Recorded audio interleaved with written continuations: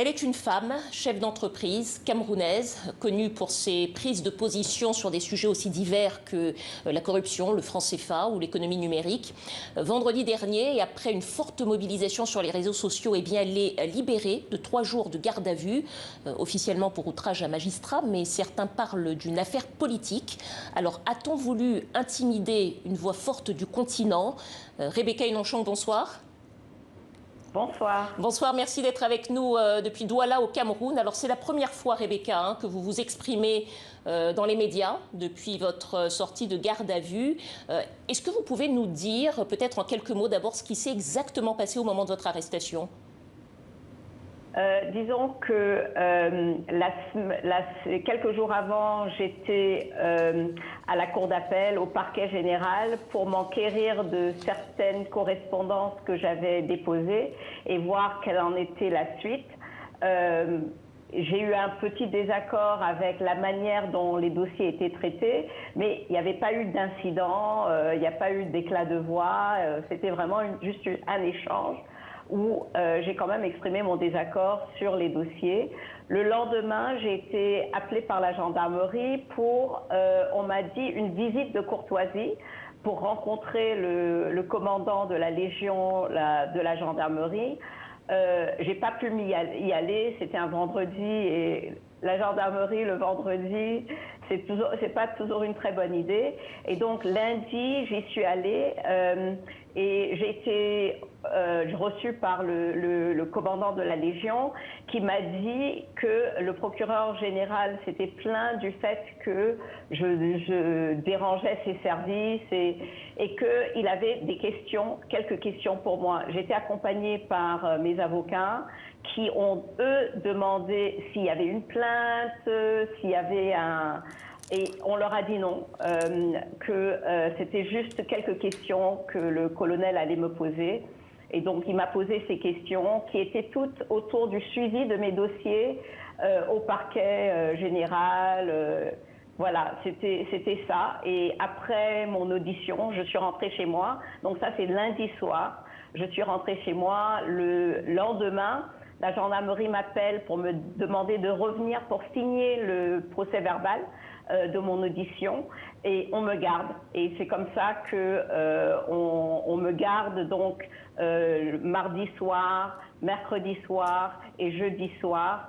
Et c'est le mardi que on dit à mes avocats que c'est outrage à magistrat en la personne du procureur général. Donc c'est le procureur général qui demande qu'on m'arrête. C'est le procureur général aussi pour une plainte, sa propre plainte en fait. C'est toujours ce même procureur général qui ordonne ma garde à vue. C'est ce même procureur général qui proroge la garde à vue et qui finalement décide de me libérer vendredi dernier. Rebecca, vous avez été libérée après une très forte mobilisation, il faut le dire, sur les réseaux sociaux et puis également au Cameroun. Pendant votre garde à vue, est-ce que vous avez été traitée correctement? Est-ce que les personnes qui étaient en cellule également autour de vous ont été traitées correctement? Disons que j'ai été gardée dans la zone de la grande criminalité, donc et donc c'est pas vraiment approprié pour les femmes. Donc j'étais pas dans une cellule, j'étais dans un bureau à côté des cellules, et je pense que certainement j'ai eu un traitement beaucoup plus VIP, je dirais, que les autres qui étaient en détention, mais c'est toujours très très désagréable. Ce n'est pas, c'est quand même une détention. Il n'y avait pas de toilette, il n'y avait pas vraiment. C'était une situation un peu difficile. Mais vraiment, je sais que c'était un privilège par rapport aux autres détenus, à d'autres personnes qui sont arrêtées dans la même dans la même gendarmerie. Rebecca Enonchong, vous êtes aussi connue depuis de nombreuses années pour vos critiques envers le régime du président camerounais Paul Biya. Vous avez par exemple écrit au FMI avec 19 autres femmes pour demander une enquête sur le détournement des aides qui ont été versées au Cameroun dans la lutte contre la Covid-19. Vous avez aussi demandé à l'ONU par écrit d'intervenir dans le conflit armé qui oppose les séparatistes anglophones à l'État camerounais. Selon vous, est-ce que votre arrestation pourrait aussi être liée à tout ça? Je ne pense pas que l'arrestation soit liée et je pense aussi que parmi toutes les personnes qui ont intervenu pour ma libération, et vraiment je veux vraiment remercier toutes les personnes qui se sont engagées, qui se sont battues pour ma libération, mais parmi ces personnes, il y a aussi des autorités. Et donc, même des autorités camerounaises sont intervenues pour ma liberté. Mais je sais que certains, à cause de ces critiques de temps en temps, n'ont pas voulu intervenir.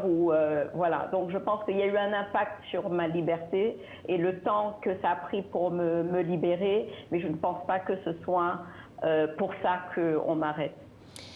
Rebecca, il nous reste encore quelques petites minutes. Peut-être une question quand même sur vos activités habituelles, puisque vous présidez un réseau d'incubateurs et de centres d'innovation en Afrique. Ça fait 25 ans maintenant que vous répétez que l'économie numérique est un levier de croissance et de développement. Pourtant, on voit assez peu d'avancées en la matière sur le continent. D'après vous, est-ce que les décideurs africains ont vraiment pris conscience des potentialités du numérique ?